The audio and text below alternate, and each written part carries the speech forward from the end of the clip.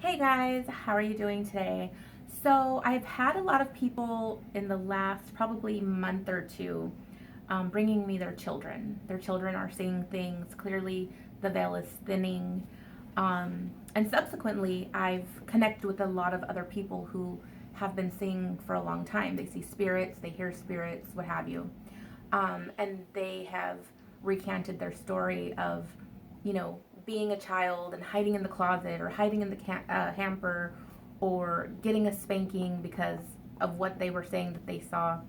My own story is I started seeing spirits when I was about, I don't know, 4 or 5 around there.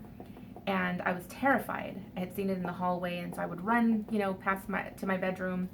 And when my mom finally noticed, and I told her, well, of course, I was nuts or what have you.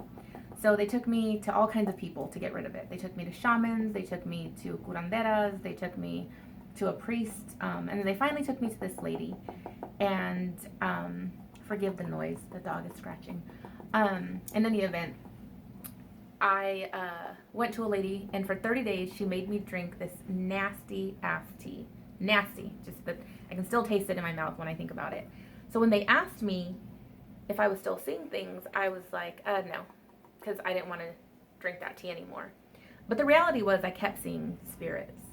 I kept seeing one specific spirit, and then after that, I kept seeing more spirits. And then I would see things before they happened, or I would have dreams and they would happen. So that was my experience. And I had to deal with it by myself because I couldn't tell people because, again, they were trying to make me get rid of my gift. And it truly is a gift, though. I wish that I had had someone like me in my world at the time. Fast forward to I'm about 14, 15, and sorry, I'm about 14, 15, and the lady says, this lady comes by the house and confirms that who I saw, right down to what I saw and how she was dressed, was actually the grandmother of the woman that built the house that I lived in. And so I was no longer crazy. Now they were telling everyone, oh, our daughter has a gift. But so that being said, there could have been a lot of things alleviated as far as how I felt about myself, about me thinking I was crazy. I used to hear chanting in the middle of the night, things like that. And so I've had a lot of, again, children come to me, parents bringing their children. Some parents are frustrated because they don't know what to do for their children. You have children that are terrified.